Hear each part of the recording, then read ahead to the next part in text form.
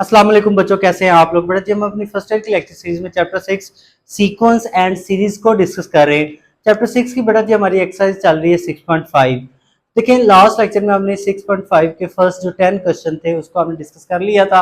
आज के लेक्चर में देखें तो हम इस एक्सरसाइज का जो क्वेश्चन नंबर 11 है उसको हम डिस्कस करते हैं। क्वेश्चन नंबर 11 में वो क्या कहता है, कहता है if 1/a 1/b and 1/c are in geometric progression.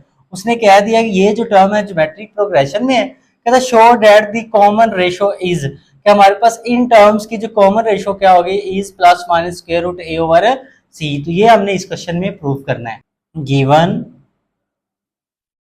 That 1/a 1/b and 1/c in GP, ये उसने हमें बताया कि ये ज्योमेट्रिक प्रोग्रेशन में है। हमारे पास ये कह देते हैं, ये हमारे पास जो फर्स्ट टर्म है a1 1/a, हमारे पास ये दूसरी टर्म है a2 1/b, और हमारे पास जो a3 है वो है 1/c। तो फर्स्ट ऑफ ऑल हम क्या करते हैं, फर्स्ट टू टर्म का कॉमन रेशो निकालते हैं। तो हमें पता है बेटा जी, आप लिखें वी नो डैट कि जो कॉमन रेशो का फॉर्मूला होता है वो आर ये होता है a2/a1। ये फॉर्मूला होता है हमारे पास फर्स्ट टू टर्म्स के कॉमन रेशो निकालनी हो। तो देखें a2 की वैल्यू बेटा जी कितनी है 1/b, ठीक है, ये 1/b है हमारे पास, और a1 की वैल्यू क्या है हमारे पास 1/a। तो हमारे पास ये 1/b एज इट, ये 1/a है, न्यूमिनेटर में आके क्या हो जाएगा a/1, रेसिप्रोकल हो जाएगी। तो इसको सिंप्लीफाई करें तो यहाँ पे देखें हमारे पास जो r इज इक्वल आ जाएगा a/b। इसको हम नाम देते हैं इक्वेशन 1 का। सिमिलरली हमारे पास ये जो लास्ट टू टर्म्स है हमारे पास a2 और a3 का हम r फाइंड आउट करते हैं तो इसका फॉर्मूला ये होगा a3/a2। तो देखें हमारे पास a जो 3 है बेटा उसकी वैल्यू है हमारे पास है 1/c, a2 की है 1/b। तो r इज इक्वल आ जाएगा 1/c, ये 1/b है, न्यूमिनेटर में आएगा तो रेसिप्रोकल हो जाएगा b/1। तो r हमारे पास आ जाएगा, b को 1 से करेंगे b, c को 1 से करेंगे c। इसको नाम देते हैं बेटा जी इक्वेशन 2 का। तो हमने ये शो करना है कि कॉमन रेशो ये है हमारे पास। तो हम क्या करते हैं, मल्टीप्लाई कर देते हैं। हम कहते हैं multiply equation 1 with equation 2। Equation 1 और इक्वेशन 2 को मल्टीप्लाई करते हैं। तो जब मल्टीप्लाई करेंगे तो लेफ्ट हैंड साइड में को लेफ्ट साइड से मल्टीप्लाई करेंगे, r इंटू आर, इक्वेशन 1 की left hand side r, equation 2 की भी right hand side r। Left hand side r थी हमारे पास, इक्वेशन 1 की लेफ्ट हैंड साइड r है, इक्वेशन 2 की भी लेफ्ट हैंड साइड r है। तो लेफ्ट साइड को लेफ्ट से मल्टीप्लाई करेंगे, राइट राइट साइड को राइट से। तो a/b multiply by b/c, b से कैंसिल, तो ये आ जाएगा बेटा जी r² इज इक्वल a/c। तो हमें चाहिए यहाँ पे स्क्वायर रूट, तो हम क्या करते हैं, taking square root on both side, दोनों साइड पे हम क्या करते हैं स्क्वायर रूट ले लेते हैं, taking square root on both side. देखिए हमारे पास ये क्या बन जाएगा, हमारे पास ये आ जाएगा स्क्वायर रूट r का स्क्वायर, स्क्वायर रूट a/c, ये हमारे पास कैंसिल हो जाएगा r। तो ये हमारे पास क्या आ जाएगा, जब स्क्वायर रूट कैंसिल करेंगे plus minus square root a/c। तो ये देखें यही तो हमने प्रूव करना है कि common ratio is plus minus square root a/c। तो proved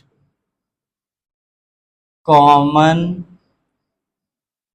ratio is plus minus square root a/c।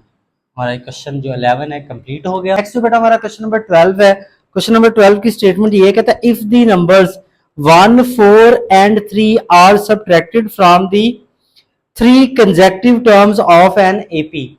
हमारे पास ये 3 नंबर्स हैं 1 4 और 3, अगर इनको हम सब्ट्रैक्ट कर देते हैं हमारे पास 3 कंसेक्यूटिव नंबर्स जो हैं वो कौन से नंबर हैं, कंसेक्यूटिव नंबर्स है अरिथमेटिक प्रोग्रेशन के। तो कहता है the resulting numbers are in geometric progression, कि अगर अरिथमेटिक प्रोग्रेशन के 3 नंबर जो कंसेक्टिव है उसमें से हम अगर 1 को 4 को और 3 को माइनस कर देते हैं तो जो रिजल्ट आता है माइनस करने के बाद तो वो जो हमारे पास सीक्वेंस बनती है वो बनती है ज्योमेट्रिक प्रोग्रेशन। तो कहता है find the original number if their sum is 21। कहता है हमने वो ओरिजिनल नंबर फाइंड आउट करने हैं, अगर उन नंबर्स को ऐड करें तो आंसर क्या आए 21 आए। तो अब देखें यहां पे वो बात कर रहा है कि नंबर हमारे पास किसमें है, अरिथमेटिक प्रोग्रेशन में।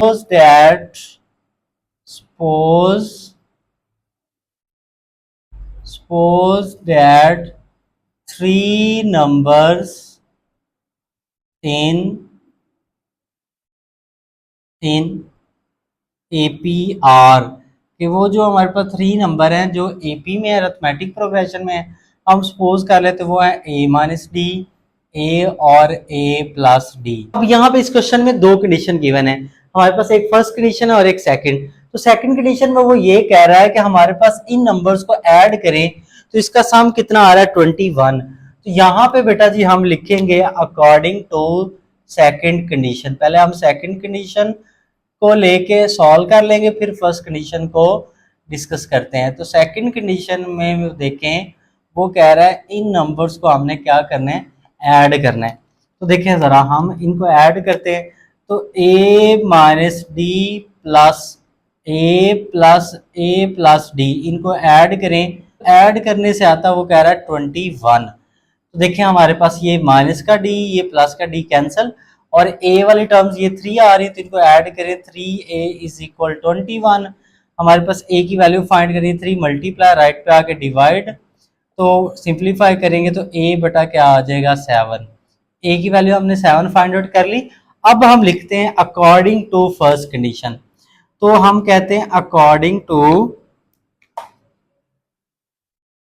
तो अब हम कहते हैं अकॉर्डिंग टू फर्स्ट कंडीशन। अब फर्स्ट कंडीशन में वो क्या कह रहा है कि हमारे पास ये जो नंबर हैं जो अरिथमेटिक प्रोग्रेशन में, इसमें देखें 1 माइनस करें 4 माइनस करें और 3 माइनस करें रिस्पेक्टिवली तरतीब से, तो नंबर क्या बन जाएंगे, ये नंबर चले जाएंगे ज्योमेट्रिक प्रोग्रेशन में। देखिए हमारे पास जो पहला नंबर है a माइनस डी, इसमें से हमने क्या माइनस करना है, इसमें से वो कह रहा है 1 माइनस करना है। दूसरा नंबर जो है a, इसमें से क्या माइनस करना है, इसमें से वो कह रहा है 4 माइनस करना है। और तीसरा नंबर क्या है a प्लस डी, इसमें से क्या माइनस करना है, इसमें से वो कह रहा है 3 माइनस करना है। तो ये नंबर किस में आ जाएंगे, आर इन ज्योमेट्रिक प्रोग्रेशन। कहता है ये जो 3 नंबर हैं जो अरिथमेटिक सीक्वेंस है इसमें अगर फर्स्ट नंबर में 1 माइनस कर दें, सेकंड नंबर में से 4 माइनस कर दें, थर्ड नंबर में से 3 माइनस कर दें तो ये नंबर किस में चले जाते हैं, ज्योमेट्रिक प्रोग्रेशन में आ जाते हैं। ये उसने हमें बताया हुआ है। अब देखें वो कह रहा है कि ये नंबर किस में, ज्योमेट्रिक सीक्वेंस में बन रहे हैं। तो आपको पता है ज्योमेट्रिक सीक्वेंस में क्या होती है, कॉमन रेशो। कॉमन रेशो कैसे आती है, ये फर्स्ट टर्म ये सेकंड टर्म ये थर्ड टर्म। तो हमें पता है जो हमारे पास कॉमन रेशो होती है ज्योमेट्रिक सीक्वेंस में वो सेम होती है। तो हम क्या करते हैं इन दोनों की कॉमन रेशो निकालते हैं। ये देखें a minus 4 over a minus D minus 1 is equal होगा इन दोनों की कॉमन रेशो के a plus D minus 3 over a minus 4। देखे ना उसने कहा है ना कि ये हमारे पास टर्म जो ज्योमेट्रिक सीक्वेंस में है तो हमने इन दोनों की कॉमन रेशो निकाली, second term divided by first term equal होगा इन दोनों की कॉमन रेशो के हमारे पास ये third term divided by second term. तो यहाँ पे देखें हमने डी की वैल्यू फाइंड आउट करनी है। ए की वैल्यू हमें क्या गिवन है यहाँ पे 7, तो ए की जगह हम पुट कर देते हैं बेटा जी 7 पुट कर देते हैं माइनस 4 ओवर ए की जगह यहाँ पे हम माइनस ए की जगह 7 पुट कर दिया minus D minus 1 is equal, इधर भी हमारे पास ए की जगह 7 प्लस डी माइनस का 3 और ए की जगह 7 माइनस 4। 7 में से 4 माइनस करेंगे तो बेटा जी ये आ जाएगा 3, 7 में से 1 माइनस करेंगे 6 माइनस डी इज इक्वल 7 में से 3 माइनस करेंगे 4 प्लस डी ओवर 3। अब क्रॉस मल्टीप्लाई कर लेते हैं, 3 को मल्टीप्लाई करेंगे 3 के साथ और 4 प्लस डी मल्टीप्लाई होगा 6 माइनस डी के साथ। ये हो जाएगा बेटा जी 9, 4 को 6 से करेंगे तो 24, 4 को डी से करेंगे माइनस का 4d, 6 को डी से करेंगे 6d और डी को डी से करेंगे माइनस का डी स्क्वायर। तो ये आ जाएगा 9 इज इक्वल 24 ये प्लस का 2d माइनस का डी स्क्वायर, इन टर्म्स को उठा के हम लेफ्ट पे ले आते हैं। तो ये आ जाएगा डी स्क्वायर, ये माइनस का इधर आके प्लस का, माइनस का 2d, ये प्लस का 2d इधर आके माइनस का, और ये हमारे पास प्लस का 9 और ये माइनस का 24 इज इक्वल 0। इन तीनों टर्म्स को हमने लेफ्ट पे मूव कर लिया तो डी स्क्वायर आ गया माइनस 2d 9 और ये माइनस का 24, इसको प्लस माइनस करेंगे तो ये आ जाएगा माइनस का 15 इज इक्वल 0। अब इस पर आप क्वाड्रेटिक फार्मूला भी लगा सकते हैं, मिड टर्म ब्रेकिंग भी कर सकते हैं। मैं इसके फैक्टर बना लेता हूँ, तो इसके फैक्टर बन जाएंगे माइनस का 5d प्लस 3d माइनस का 15 इज इक्वल 0। माइनस का 5 प्लस का 3 तो माइनस का 2 आ जाएगा, और माइनस 5 को प्लस 3 से मल्टीप्लाई करेंगे तो वो ये आ जाएगा माइनस का 15d स्क्वायर। तो फर्स्ट टू टर्म में से d कॉमन लें तो ये आ जाएगा d minus 5, last two term में से 3 कॉमन लें तो ये आ जाएगा d माइनस 5। तो देखें अब d माइनस 5 जो हम कॉमन ले लेते हैं, d माइनस 5 कॉमन ले, यहाँ से बच गया d और यहाँ से कॉमन लिया क्या बच गया 3। तो हमारे पास क्या आ जाएगा, अब d माइनस 5 इज इक्वल 0 और d हम प्लस 3 इज इक्वल 0। तो एक d की वैल्यू हमारे पास बेटा जी आ गई 5 आ गई, ये माइनस का 5 इधर आके प्लस का, और एक d की वैल्यू क्या आ गई -3। ये हमने दो d की वैल्यू फाइंड आउट कर ली। हम कहते हैं कि व्हेन a इज इक्वल 7 और d इज इक्वल 5, तो फिर देखते हैं नंबर हमारे पास क्या बनते हैं। तो देखें हमारे पास पहला नंबर हमने सपोज किया था a माइनस डी, ए हमारे पास बेटा जी 7, डी है 5, तो हमारे पास a माइनस डी पहला नंबर आ जाएगा बेटा 2। पहला नंबर हमारे पास 2 आ गया। सिमिलर दूसरा नंबर हमने सपोज किया था a, वो हमारे पास 7 है। तीसरा नंबर हमने सपोज किया था a प्लस डी, ए हमारा 7 है और d हमने क्या कर रहे हैं यहाँ पे 5, तो तीसरा जो हमारा नंबर आ जाएगा वो आ जाएगा 12। तो ये हमने तब नंबर फाइंड कर लिया जब d की वैल्यू क्या है 5 है। तो हम कहते हैं कि when a is equal 7 d is equal -3, तो तब हमारे पास नंबर क्या आएंगे, d क्या है -3। तो हमारे पास जो फर्स्ट नंबर हमने कहा वो हमारे पास क्या है a माइनस डी, तो a की वैल्यू 7 माइनस डी की वैल्यू -3, ये माइनस माइनस क्या आ जाएगा प्लस का 3, तो हमारे पास पहला नंबर आ जाएगा 10। तो ये हमने फाइंड आउट कर लिए। अब सिमिलरली हमारे पास जो बाकी नंबर हम यहाँ पे फाइंड आउट कर लेते हैं। तो दूसरा नंबर उसने कहा था कि हमने सपोज किया था ए, तो वो क्या हमारे पास 7 आ रहा है। तीसरा नंबर है ए प्लस डी, ए की वैल्यू 7, डी की वैल्यू क्या है -3, ये प्लस क्या हो जाएगा हमारे पास, ये माइनस प्लस को माइनस कर देगा, तो ये नंबर क्या आ जाएगा 4। तो देखिए हम कहते हैं 100 रिक्वायर्ड नंबर्स हमारे पास क्या आएंगे, हम कहेंगे 100 रिक्वायर्ड नंबर्स आर, हमारे पास कुछ ये होंगे। जब डी, ए की वैल्यू 7 थी, डी की 5 थी, तो नंबर पहला नंबर आया था हमारे पास 2, दूसरा आया था 7 और तीसरा आया था 12। और जब हमारे पास ए 7 था, डी -3 था, तो पहला नंबर आया था 10, दूसरा था 7 और तीसरा था 4। तो ये वो नंबर होंगे जो हमारे पास इन कंडीशन को सेटिस्फाई करेंगे। हमारा ये क्वेश्चन नंबर जो 12 है ये कंप्लीट हो गया बेटा। नेक्स्ट बेटा हमारा क्वेश्चन नंबर 13 है, कहता है बिल्कुल 12 की तरह ये हमारे पास सिर्फ माइनर सा चेंज है। कहता है if 3 consecutive numbers in AP, बिल्कुल सेम जैसे 12 में कहा था 3 कंसेक्यूटिव नंबर्स हैं, वो हमारे पास एपी में है। कहता आर इंक्रीज, लास्ट क्वेश्चन में वो नंबर्स में क्या हो रहे थे, सब्ट्रैक्ट कर रहे थे वैल्यूज, यहाँ पे कह रहे हैं आर इंक्रीज, मतलब उन नंबर्स में क्या करना, हमने ऐड करना है। तो क्या इंक्रीज कितना हो रहा है, पहले नंबर में वो कह रहा है 1 ऐड करें, दूसरे में 4 ऐड करें और तीसरे में 15 ऐड करें रिस्पेक्टिवली।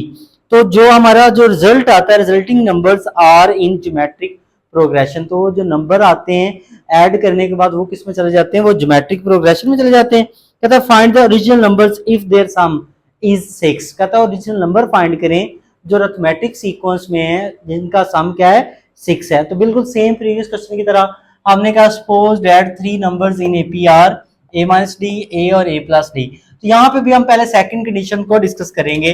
सेकंड कंडीशन में वो क्या कह रहा है कि इन नंबर्स को अगर हम ऐड करते हैं बेटा, तो इनका बेटा जी सम किसके इक्वल आ रहा है, वो कह रहा है 6 के इक्वल है, ताकि यहाँ से हम जो है वो डी की वैल्यू फाइंड आउट कर सकते हैं। तो यहाँ पे ये -d+d कैंसिल, तो ये आ जाएगा 3a इज इक्वल 6। तो a की वैल्यू बेटा जी क्या आ जाएगी 6/3। सिंप्लीफाई करेंगे तो a बेटा आ गया हमारे पास 2। हमने a की वैल्यू फाइंड आउट कर ली। हम लिखते हैं अकॉर्डिंग टू फर्स्ट कंडीशन।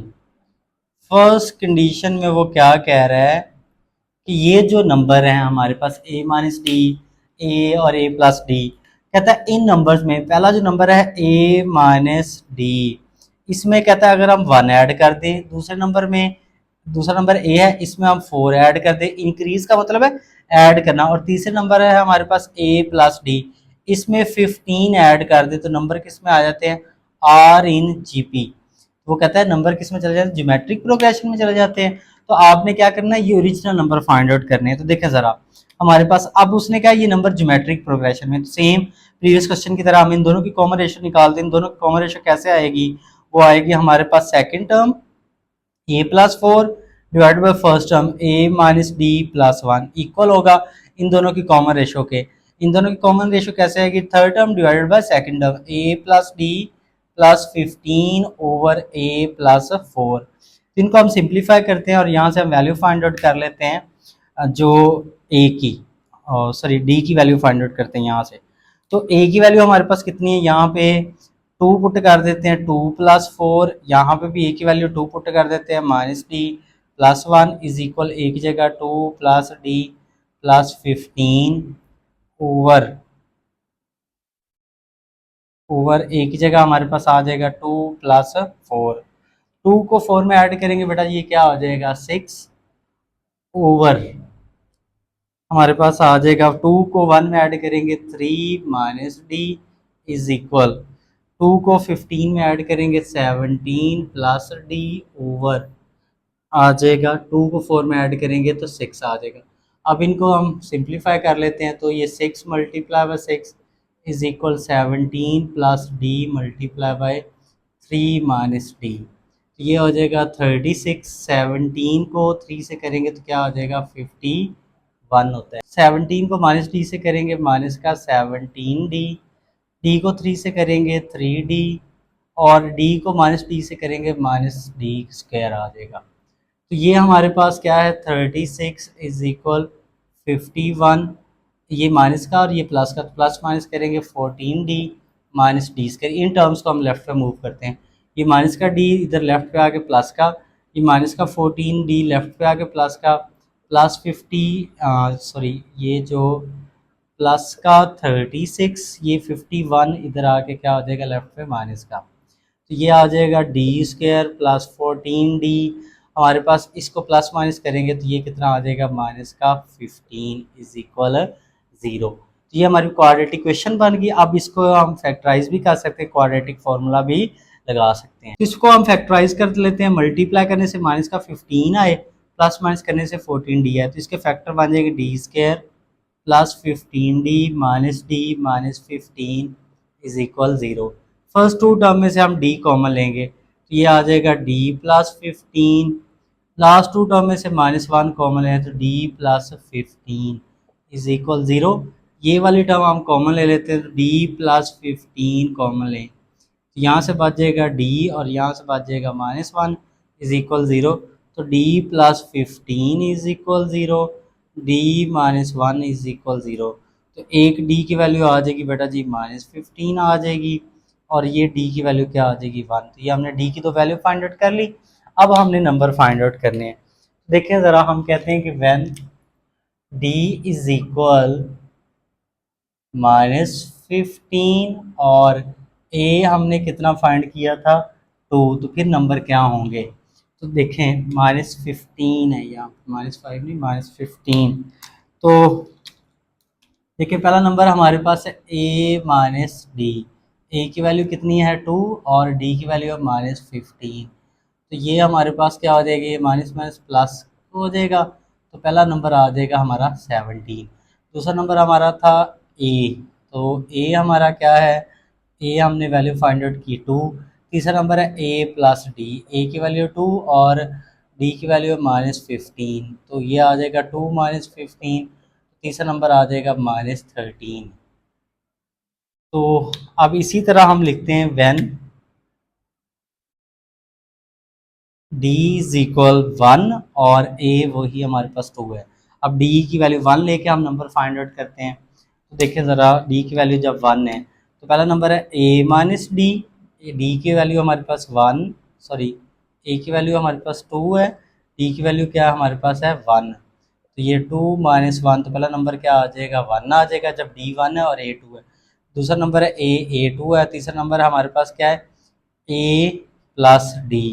ए की वैल्यू 2 है और डी की 1, तो हमारे पास ये क्या आ जाएगा 3। तो हम कहेंगे सो रिक्वायर्ड नंबर्स। तो हमारे जो रिक्वायर्ड नंबर्स क्या बनेंगे, हम कहते हैं so required numbers are required numbers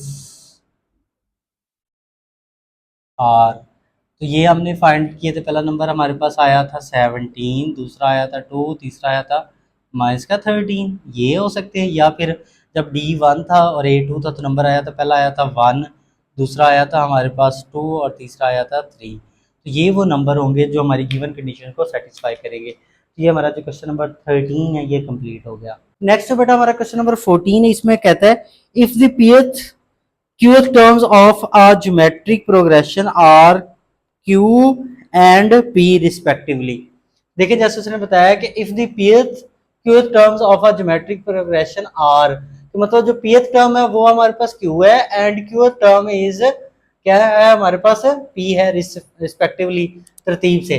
तो हमने शो क्या करना है, कहते हैं show that p plus qth term is, कि p प्लस qth टर्म जो हमारे पास हमने ये शो करना है वो क्या है q की power p divided by p की पावर q होल की power 1 over p minus q। ये हमने शो, यहाँ पे देखें हमारे पास, ये तो मैं आपको अभी समझाता हूँ pth और q टर्म का क्या मतलब है। अब हमने ये शो करना है कि p प्लस qth टर्म हमारे पास ये है। अब हमें पता है कि a n इज इक्वल होता है ज्योमेट्रिक सीक्वेंस की n टर्म का a1 r की पावर n माइनस 1। जब वो कह रहा है p प्लस qth टर्म हमारे पास इज दिस, तो इसका मतलब है n की जगह हमने p प्लस q पुट करना है, a1 वैसे r की पावर n की जगह हमारे पास क्या आ जाएगा p प्लस q माइनस 1। तो मतलब हमने ये प्रूव करना है कि हमारे पास ये वाली जो टर्म है a1 इंटू आर की power p plus q minus 1, ये बनी ना p प्लस q टर्म, वो इक्वल हमने प्रूव करना है कि q की पावर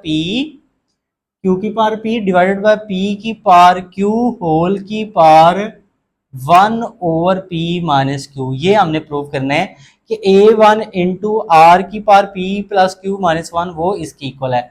ये हमने प्रूव करेंगे। इस तरह हम कहते हैं कि यहाँ पे वी नो डैट, जैसा कि हम जानते हैं कि जो ज्योमेट्रिक सीक्वेंस की n टर्म का फॉर्मूला होता है वो होता है a1 r की power n minus 1।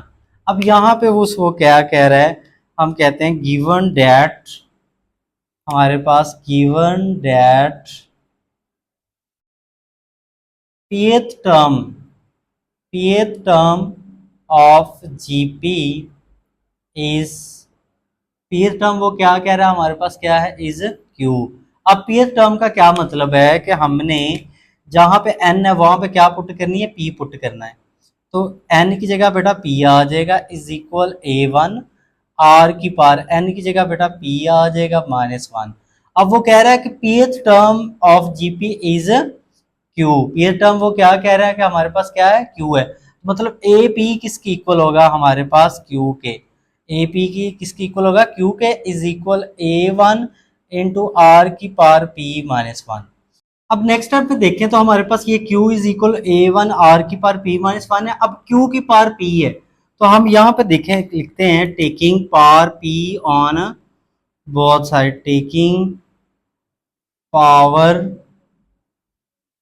p on both side, क्योंकि यहाँ पे q की पावर p है तो हम दोनों साइड पे पावर क्या ले लेते हैं p लेते हैं। हमारे पास ये देखें q की पावर हमारे पास क्या हो जाएगा p is equal a1 r की पावर p माइनस 1 होल की पावर हमारे पास क्या आ जाएगा p आ जाएगा। तो नेक्स्ट स्टेप में देखें तो हमारे पास ये आ जाएगा q की पावर p इज इक्वल, अब ये देखें a1 की पावर p बेटा लैदा इनटू आर की पार हमारे पास क्या है p-1 और इनटू क्या आ जाएगा p, क्योंकि ये p इस वाले टर्म के साथ भी तो मल्टीप्लाई होगा। a1 की पार हमने लैदा कर दी, इसकी लैदा कर दी, तो ये हो जाएगा q की power p is equal a1 की power p।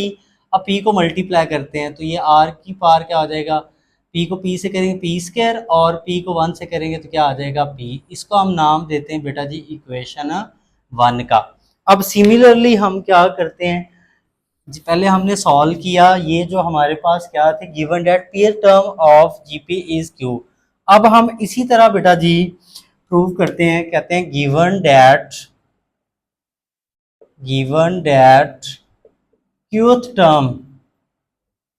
Term of GP is P. अब उसने कहा है ना कि हमारे पास Q term of GP is P respectively. तो देखें अब हमने क्या करना है कि यहाँ पे जो हमारे पास n है वहाँ पे हमने क्या पुट करना है, q पुट करना है। तो n की जगह q पुट कर देंगे इज इक्वल a1 r की पार n-1, तो n की जगह q-1 आ जाएगा। अब उसने क्या क्यू टर्म इज p, मतलब a q किसके इक्वल है, p के इक्वल है, a1 r की पार q-1 ये आ जाएगा।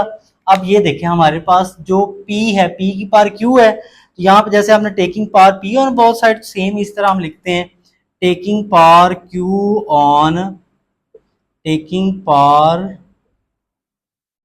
On both side. यहाँ पे हम दोनों साइड पे पार q लेते हैं, तो ये देखिए क्या बने जाएगा, p की पार बेटा q is equal a1 r की पार q-1 होल की पार q। तो ये देखिए ये p की पार q एज इट, ये a1 की पार हमारे पास क्या आ जाएगा q, और ये हमारे पास यहाँ पे एक स्टेप डायरेक्ट करते हैं, यहाँ पे मैंने समझा दिया था q को q से मल्टीप्लाई करेंगे तो ये आ जाएगा q स्क्वायर, q को 1 से करेंगे तो ये आ जाएगा q। तो ये हमारे पास r की पार आ गई q स्क्वायर माइनस q, इसको हम नाम देते हैं इक्वेशन 2 का। अब हम क्या करते हैं, हमें क्या चाहिए, ये देखें q की पार p है, q की पार p, ये देखें q की पार p इक्वेशन 1 में है और डिवाइडेड बाय p की पार q, मतलब इक्वेशन 1 को हम डिवाइड कर देते हैं इक्वेशन 2 पर, मतलब इक्वेशन 1 और 2 को डिवाइड करते हैं, इक्वेशन 1 को न्यूमरेटर में रखेंगे, इक्वेशन 2 को डिनोमिनेटर में। तो हम कहते हैं यहाँ पे equation by equation 1 divided equation 2, equation 1 को डिवाइड करते हैं इक्वेशन 2 पर। देखें हमारे पास ये क्या आ जाएगा, इक्वेशन 1 लेफ्ट हैंड साइड को लेफ्ट पे डिवाइड करेंगे, ये आ जाएगा हमारे पास q की पार p ओवर हमारे पास ये आ जाएगा p की पार q इज इक्वल, इक्वेशन 1 की लेफ्ट हैंड साइड को इक्वेशन 2 की लेफ्ट हैंड साइड पे डिवाइड किया, इक्वेशन 1 की राइट हैंड साइड a1 की पार p इंटू r की power p square minus p divided by a1 की पार q इंटू r की पार बेटा जी q स्क्वायर माइनस q, ये हमने डिवाइड कर दिया। अब नेक्स्ट स्टेप में देखें तो हमारे पास ये तो q की पार p ओवर p की पार q एज इट रहेगा। अब ये देखें हमारे पास a1 की पार p a1 की पार q बेस सेम है तो पार्स क्या हो जाएंगी माइनस, हम इसको लिख लेते a1 हमारे पास p माइनस q, पहले न्यूमिनेटर वाली पार लिखते हैं फिर जो डिनोमिनेटर में टर्म होती है उसकी पार। सिमिलरली ये r की power p square minus p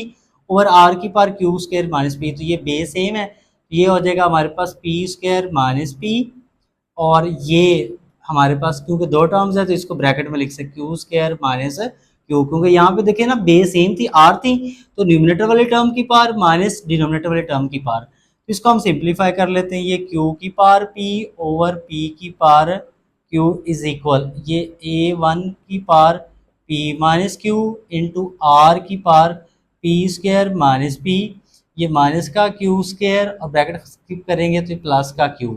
अब यहाँ पे देखें हमारे पास ये q की पार p, ये वाले टर्म वैसे ही हम लिखते रहेंगे। हमारे पास नेक्स्ट a1 की power p minus q as it. अब यहाँ पे देखें हम क्या करते हैं, r है तो ये p square minus q square एक साथ और ये माइनस पी प्लस क्यू एक साथ, जिनके साथ स्क्वायर था उनको एक साथ लिख लिया।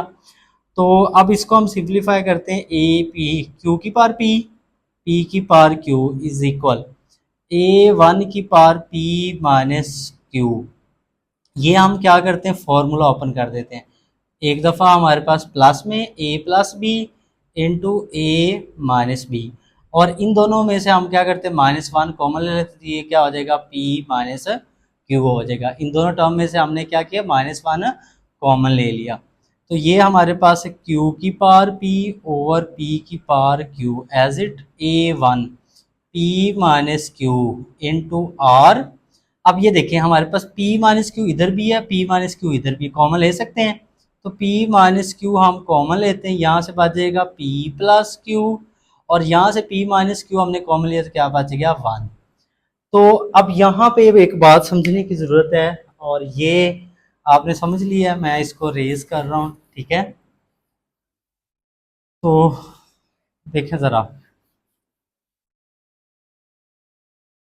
अब नेक्स्ट स्टेप में देखें तो हमने क्या करना है। इधर देखें हमारे पास ये जो यहाँ पे लिख रहा हूँ मैं, Q की पावर P ओवर P की power Q is equal A one की पावर P माइनस क्यू, वही स्टेप एज इट लिखे, R की power P minus q into P plus Q minus one. अब यहाँ पे देखें बेटा, हम एक जो प्रॉपर्टी यूज करते हैं कि अगर हमारे पास a की पावर एम एन है तो इसको हम लिख सकते हैं a की पावर m होल की पावर n, क्योंकि ये देखें ना, m की पावर n है, तो जब पावर की पावर है तो पावर मल्टीप्लाई होंगी, n को m से करेंगे तो ये एम एन बन जाएगा। तो यहाँ पे देखें हम इसी प्रॉपर्टी को यूज करते हैं, ये q की पावर p ओवर p की पावर q, इसको हम लिख लें a वन की पावर p माइनस क्यू। ये जो है हमारे पास, इसको हम लिख लें यूं इस तरह, हमारे पास ए वन इंटू आर की power P plus Q minus one और होल की पावर पी माइनस क्यू। यही प्रॉपर्टी यहाँ पे मैंने यूज़ की,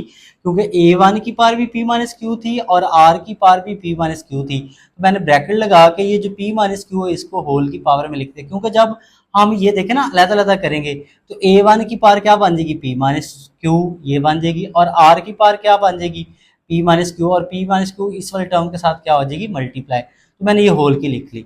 तो अब यहाँ पे देखें हमें क्या चाहिए, क्यू की power P divided by P की पावर क्यू होल की power one over P minus Q. तो यहाँ पे हम लिखते हैं टेकिंग पावर, जो है हम कहते हैं taking power P, taking power one over P minus Q, क्योंकि power one over P minus Q चाहिए ना, ऑन बोथ साइड हम ले लेते हैं यहाँ पे, ठीक है। तो ये हमारे पास क्या हो जाएगा, Q की पावर P ओवर P की पावर Q होल की पावर बन जाएगा one over P minus Q is equal A one into are की power P plus Q minus one, और ये हमने क्या ली, पावर ले ली इसकी one over P minus Q. तो ये वाली टर्म इसके साथ क्या हो जाएगी, कैंसिल हो जाएगी। तो नेक्स्ट में इसको देखें तो क्या बन जाएगा हमारे पास, ये क्यू की पावर पी ओवर पी की पावर क्यू होल की power one over P minus Q is equal, और इसको हम लिख लें, ये बन जाएगा ए वन इंटू आर की power P plus Q minus one. तो इसको ज़रा तरतीब से लिखें, जैसे मैंने आपको क्वेश्चन के स्टार्ट में भी समझाया। तो ये देखें, ये हमारे पास क्या है, ए वन इंटू आर की power P plus Q minus one is equal, हमारे पास क्यू की पावर पी ओवर पी की पावर क्यू ओ होल की पावर क्या है, one over P minus Q. तो जैसे मैंने ये स्टार्ट में आपको समझाया कि उसने कहा P plus Q term is, के पी प्लस क्यू टर्म हमारे पास ये है। तो मैंने आपको ये समझाया कि हमारे पास ये nth टर्म है, A N is equal A one are की पावर एन माइनस वन। जब वो कह रहे हैं पी प्लस क्यू टर्म, तो मतलब हमने क्या पुट करना है, एन की जगह पुट करना है p plus q is equal A one are की पावर एन की जगह क्या पुट करना है, p plus Q minus one. तो ये हमारे पास क्या है, पी प्लस क्यूथ टर्म है, वो क्या है, ए वन आर की power P plus Q minus one. तो ये हमारे पास पी प्लस क्यू टर्म थी। तो हमने भी तो ये देखें यही प्रूव किया ना, ये देखें ये क्या लिखा हुआ है हमारे पास a1 r की power p plus Q minus one, तो ये देखें a1 r की power p plus Q minus one is equal किसके है हमारे पास q की पावर p और p की पावर q होल की power 1 over p minus Q, जिसके इक्वल हमने क्या शो करना तो उसी के इक्वल आ गई। तो इसकी जगह हम लिख सकते हैं हमारे पास ये हमारे पास आ गई a p plus q is equal Q की पावर p ओवर p की पावर q होल की power 1 over p minus Q. तो ये हमारे पास क्या है, हम कहेंगे सो ये हमारे पास है pth टर्म, ये जो हम कहेंगे सो प्रूव्ड, ये हमारे पास pth टर्म है ना, तो हम कहेंगे p plus qth term, sorry मैंने pth टर्म बोला, p plus qth term is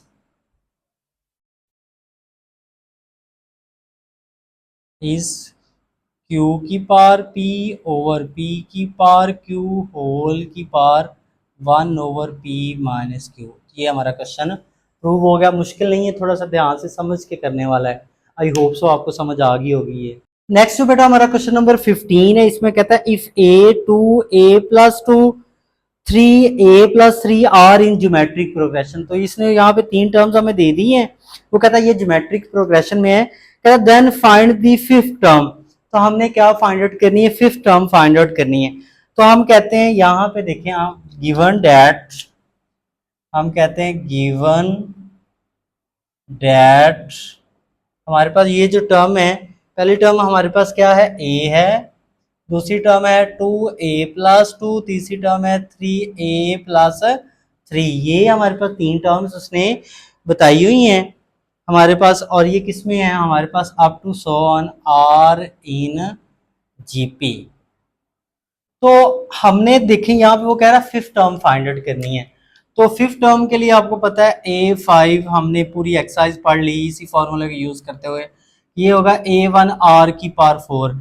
एक हमें बेटा जी a1 चाहिए, मतलब पहली टर्म चाहिए हमारे पास, और एक हमें r चाहिए, तो फिर हम easily fifth term find out कर सकते हैं।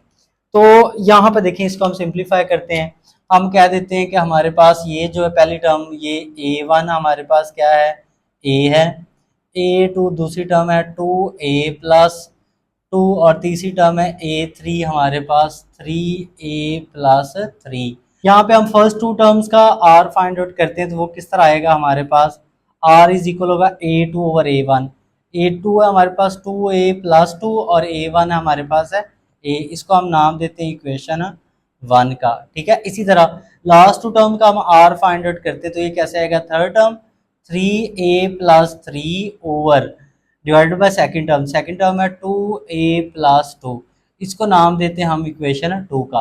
तो उसने कहा है ना कि हमारे पास ये जो टर्म्स हैं वो किसमें ज्योमेट्रिक प्रोग्रेशन में है, तो इसका मतलब है ज्योमेट्रिक प्रोग्रेशन में है तो इनकी कॉमन रेशो क्या होगी, सेम होगी। तो हम इनको कंपेयर कर सकते हैं, इनको इक्वल रख सकते हैं। तो हम कहते हैं by comparing equation 1 and equation 2, तो इनकी लेफ्ट हैंड साइड इक्वल है, तो हम क्या करेंगे राइट हैंड साइड को इक्वल रख लेंगे। तो हमारे पास 2a+2 over a is equal हो जाएगा 3a+3 ओवर 2a+2 के। तो इनको क्रॉस मल्टीप्लाई करते हैं, तो हमारे पास ये आ जाएगा 2a+2 इंटू ये इधर आगे मल्टीप्लाई होगा 2a+2 इज इक्वल a से मल्टीप्लाई होगा a इंटू 3a+3। तो ये देखें ये 2a+2 और ये 2a+2, तो इसको हम लिख सकते हैं 2a+2 का होल स्क्वायर, और ये a को मल्टीप्लाई करें 3a², 3a को 3 से करेंगे 3a। तो इसका हम फॉर्मूला ओपन करते हैं, यहाँ पे हमारे पास a की जगह 2 है, इसका स्क्वायर, b की जगह 2 है, इसका स्क्वायर, प्लस 2ab, a की जगह 2 है, b की जगह 2, तो is equal 3a² plus 3a। तो ये हो जाएगा 4a² प्लस 4 प्लस 2 को मल्टीप्लाई करेंगे 4 को 2 से करेंगे 8a। इसको हम लेफ्ट साइड पे मूव कर लें, ये माइनस का 3a² माइनस का 3a इज इक्वल 0। 4a² में से 3a² माइनस करेंगे तो a² आ जाएगा, 8a में से 3a तो 5a आ जाएगा, प्लस 4 इज इक्वल 0। तो इसका हम फैक्टर भी बना सकते हैं, मिड टर्म ब्रेकिंग भी कर ले, फैक्टर बना ले, मल्टीप्लाई करने से 4 आए, प्लस माइनस करने से 5 आए, तो इसके फैक्टर बन जाएंगे हमारे पास 4a प्लस ए प्लस 4 में ए ऐड करेंगे 5, 4a को ए से मल्टीप्लाई करेंगे तो 4a² आ जाएगा। पहले दो टर्म में से ए कॉमन लें तो a प्लस 4 आ जाएगा, लास्ट टू टर्म में से कुछ नहीं तो 1 कॉमन आ रहा है तो a प्लस 4 आ जाएगा। तो नेक्स्ट स्टेप में देखें तो हमारे पास क्या हो जाएगा, ये a प्लस 4 बेटा कॉमन ले लेते हैं, यहाँ से a प्लस 4 कॉमन लिया, a बच गया हमारे पास, और यहाँ से a प्लस 4 कॉमन लिया कि 1 इज इक्वल 0, तो a प्लस 4 बेटा equal 0, a plus 1 is equal 0, a is equal आ जाएगा -4, और हमारे पास यहाँ से a इज इक्वल आ जाएगा -1। तो a की यहाँ पे दो वैल्यूज आ गई। अब हमने ये देखना है कि हमारे पास, हमने डिस्कस किया था ज्योमेट्रिक सीक्वेंस वो होती है जिसकी कोई टर्म हमारे पास जीरो नहीं होती।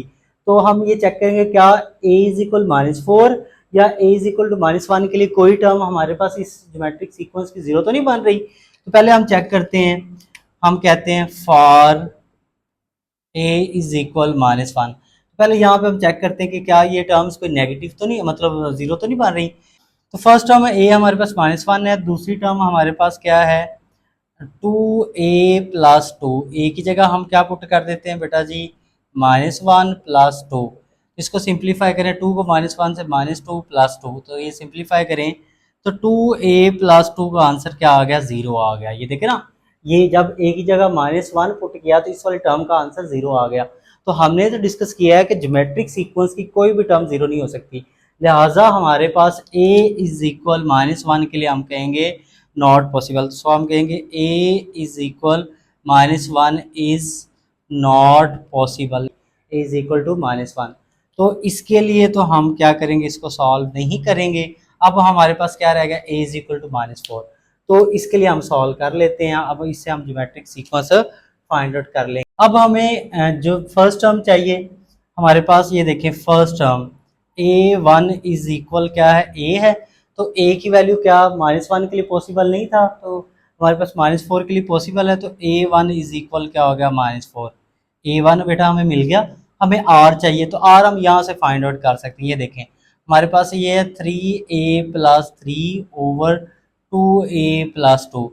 न्यूमिनेटर में से हम क्या करते हैं बेटा जी 3 कॉमन ले लेते हैं, तो ये आ जाएगा a, यहाँ से a आ जाएगा, यहाँ से 3 कॉमन लेंगे 1, डिनोमिनेटर में से 2 कॉमन ले लें, यहाँ से 2 कॉमन ले, a आ गए, यहाँ से 2 कॉमन लें तो क्या बच जाएगा हमारे पास 1 बच जाएगा। ये a प्लस 1 से कैंसिल, तो r आ गया हमारे पास 3/2, तो r हमारे पास 3/2 आ गया। a1 हमारे पास जो फर्स्ट टर्म थी वो -4 आ गई, ठीक है। और जो हमारे पास ज्योमेट्रिक सीक्वेंस में कोई भी टर्म नेगेटिव जो है, हमारे पास कोई भी टर्म ज्योमेट्रिक सीक्वेंस में जीरो नहीं हो सकती, लिहाजा -1 के लिए पॉसिबल नहीं था। तो ये आप समझ चुके हैं। तो हम इसको क्या कर देते हैं, रेज कर देता हूँ। तो यहाँ पे हम क्या करते हैं, हमने फिफ्थ टर्म फाइंड आउट करनी है, तो अब हम easily fifth term find out कर सकते हैं। तो आपको पता है वी नो डैट जो हमारे पास फिफ्थ टर्म का फॉर्मूला है वो है a5 is equal a1 r की पावर 4। तो देखें ज़रा हमारे पास a1 की बेटा जी वैल्यू कितनी है, -4 है a1, और r है 3/2 की पावर 4, r हमारे पास है 3/2। ये बेटा -4 एज इट, 3 की पावर 4 क्या होता है 81, 2 की पावर 4 क्या होता है 16। तो इसको अगर हम मज़ीद सिंप्लीफाई करें तो ये हमारे पास 4 और ये 16 सिंप्लीफाई होंगे, तो ये हमारे पास क्या 81 ओवर हमारे पास क्या आ जाएगा 4 आ जाएगा। तो -81/4, तो ये हमारी क्या आ गई फिफ्थ टर्म। तो आप लिखेंगे so fifth term of GP is -81/4। इसके साथ ही हमारी ये एक्सरसाइज कंप्लीट होगी। आई होप सो बेटा आपको समझ आई होगी।